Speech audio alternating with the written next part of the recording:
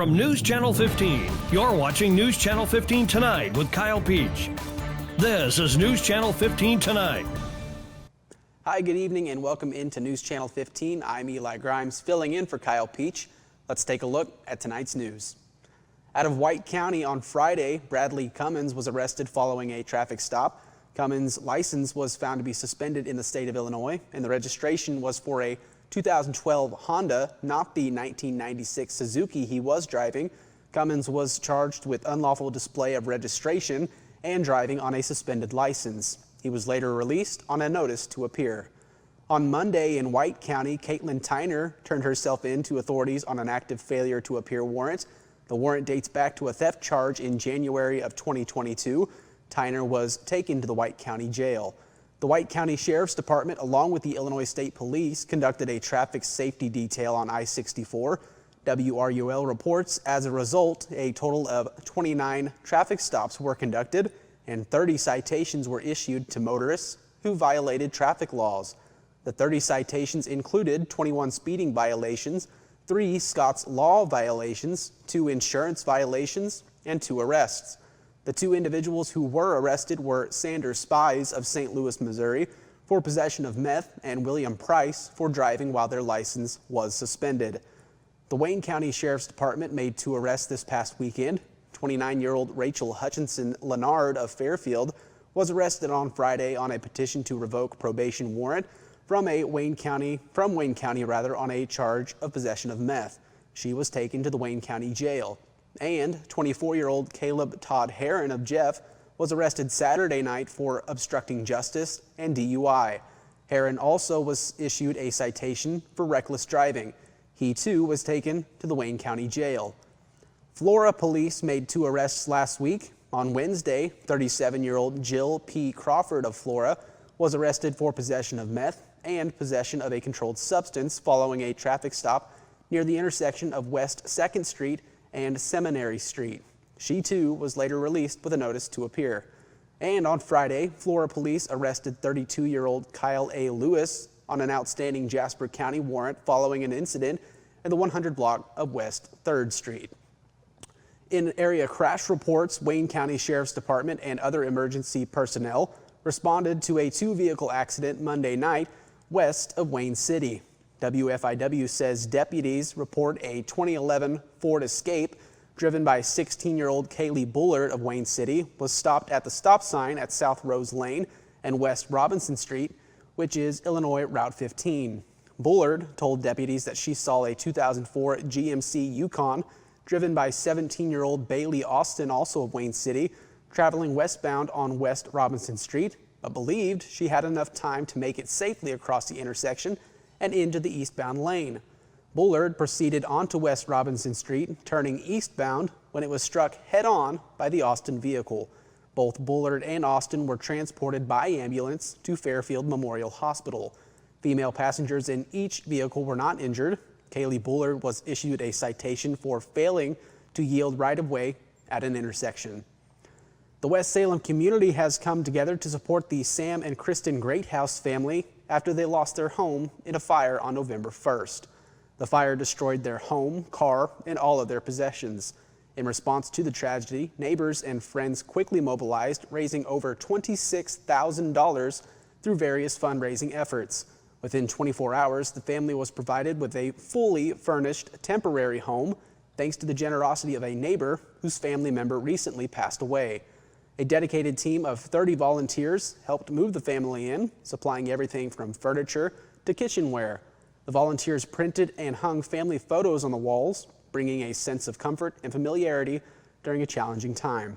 The Greathouse family hopes to pay this kindness forward in the future. More fundraising events are planned, including donation drives during basketball games at Edwards County High School, ensuring that the community continues to stand by the Greathouse family. In other news, there will be 2 new faces on the Wabash District Number 348 School Board in 2025. The filing period ended at 5 p.m. yesterday for the April 1st consolidated election, and 4 people filled for the 4 open seats. Incumbents Teresa Hawking and Mary Susan Wood filed for re-election, along with newcomers Tim Zimmer and Jessica Peter. Longtime school board members Chairman Tim Schuler and Vice Chairman Kyle Peach did not seek re-election. The Allendale School Board will also see new members as Tia Morgan and Richard Goshenor chose not to seek another term. Incumbents Beth Etzkorn and Ryan Andrews, as did newcomer Melissa Wise. Since only 3 filed for the 4 open seats, that means there remains 1 open seat. The swearing-in ceremony for the newly elected officials in Edwards County will take place on Monday, December 2nd at 8:30 a.m. in the Edwards County Courtroom with the Honorable Jerry A. Kreisel, Second Circuit Associate Judge, presiding. The public is invited to attend. The Edwards County Clerk and Recorder's Office will be closed in order to attend that ceremony. In other news from Mount Carmel, WSJD reports the long-awaited Mount Carmel Oak Street sidewalk extension project is officially done. Public Works Director Mike Gidcombe said the last concrete was poured last Monday. Mayor Joe Judge applauded the completion of the project and was thankful for the state funding, which finally helped the city. City crews will now turn their attention to installing Christmas decorations uptown in preparation for the many Yuletide events upcoming. City leaders have given their okay to clear Market Street for the parade December 7th. Setup will begin at 2:30 p.m. with the parade set to begin at 5:15 p.m. Wabash County Chamber of Commerce Executive Director Leslie Hipsher petitioned the City Council for approval last Tuesday. And the Mount Carmel Police Department is now selling 2025 renewal stickers for golf carts and UTVs, as well as e-bikes and motorized bikes. Those needing a golf cart UTV sticker must bring a copy of their proof of insurance and the permit number listed on the original permit. Those in need of bike renewals need only their permit number. The permit number is needed for better accountability and tracking. These stickers can be picked up 24/7 at the Mount Carmel Police Department located at 120 East 4th Street with a cost of $50 per permit. In other news, the Edwards County School Board met this week and approved the annual tax levy, which totaled some $4.3 million. Officials say the levy won't increase your tax bill unless you made improvements to your property. Meanwhile, it's back to the drawing board for a new vocational building to be constructed near the weight room on the west side of the K-12 building. That building would cost an estimated $7.2 million. The board will hold a special meeting at a later date to further discuss the building. The board did approve the new social emotional curriculum and tabled a proposed dog therapy program as they seek more information on that program. In personnel matters, the board accepted the resignations of teacher aide Kayla Wallace and Edwards County High School assistant softball coach Haley Kennard. That does it for news. Stick around. I've got your weather forecast coming up next, and then I'll also be back to talk sports. Stay with us. Hello, I'm Andrea Lull from Robinson, Illinois. For my first appointment, I knew I chose the right orthopedic center. The day of surgery went like planned. Registration went smooth, pre-surgery, and the nurse made me feel very comfortable. I'm currently 3 months out of surgery. I don't even feel like I had a total hip replacement, but I am having a much better quality of life with my new hip. WGH, we're going home. It's Black Friday sales at Steve Faulkner Automotive. Get the all-new 2025 Ram 1500 starting at $39,999 and lease a new 2024 Jeep Compass for as low as $379 a month. Go to SteveFaulknerAutomotive.com. Steve Faulkner Automotive in Mount Carmel, Illinois has an outstanding service department. With free pickup and delivery, we'll make sure your vehicle runs perfectly at an affordable price. Come see us today or view our service specials at SteveFaulknerAutomotive.com. It's beginning to look a lot like Christmas. Christmas comes to Mount Carmel, Illinois, Friday, December 6th from 4 to 9 p.m., featuring carriage, train, and Rudolph rides, or take the City Lights Trolley Tour, photo ops, story time with Mrs. Claus, music of the season featuring jazz and dance, make your own take-home ornaments, or enjoy the s'mores making station, even visit Santa himself. And yes, it's all free. So much shopping, food, and family fun at Christmas Uptown, and on Saturday at 5:15 p.m., it's the Lighted Christmas Parade. Download the app at ChristmasUptown.com. Welcome back. It's time to talk your weather forecast. First, our radar.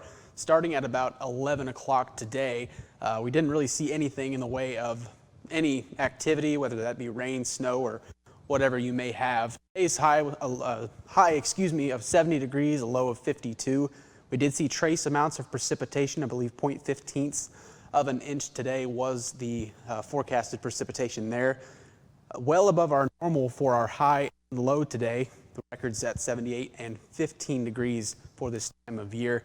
As we move into our forecast, starting at around Tuesday night, rather tonight, not much expected until Wednesday morning. As you can see, that line of showers kind of moves through our region before we get that cool down. As we can see the clouds coming into our region, and if you wait just a second, you'll kind of see that snow move through our area. That cold front coming through will drop the temperatures, but nothing really expected in our region. Just northeast of us is where the expected snow will fall through Thursday. Tonight, lows are going to struggle to get past that mid 40 mark in our region, 45 in Albion, 45 in Mount Carmel as well. Moving forward, Wednesday, we're going to see just under that mid 50 degree mark, 53 Fairfield, 53 in Albion, and 52 cool spot, 51 in Newton there. As we move forward, Wednesday night, we're going to struggle to get past that 37 degree mark, 36 the low in Albion, 37 McLeansboro, so we will get just under 40 degrees for lows in our area, but as you can see, the cool spot there, 32 in Effingham. Thursday, once again, the story remains much the same. Going to struggle to get to that mid 40 mark, 42 in Olney, 42 in Albion as well. Moving into our extended forecast, the story is the same. Those temperatures drop. On Thursday, we're going to struggle to get up into that 50 degree mark for much of the weekend. Before temperatures go back up, that cold front moves out of our region, a warm up to 50 degrees on Sunday. Sunny conditions expected on Saturday and Sunday, but the story remains that there will be a mixed chance of rain and snow. Again, that's not expected in our region, but more to the northeast of us.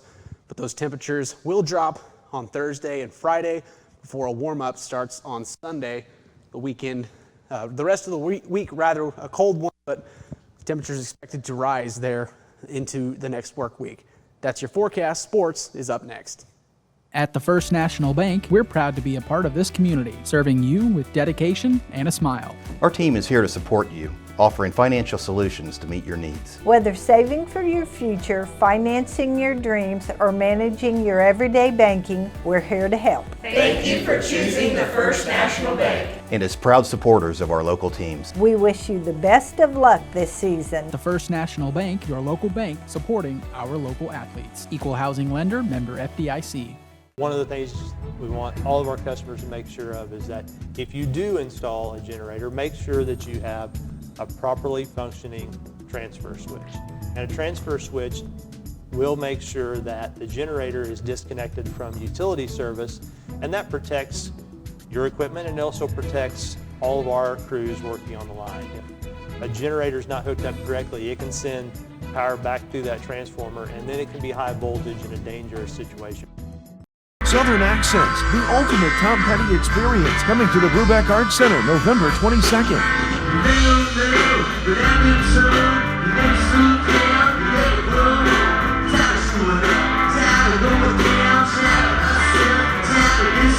Southern Accents at the Brubeck Arts Center Theater, Friday, November 22nd at 7:30 p.m. Scan the QR code for tickets or visit the Wabash Valley Arts Council Facebook page.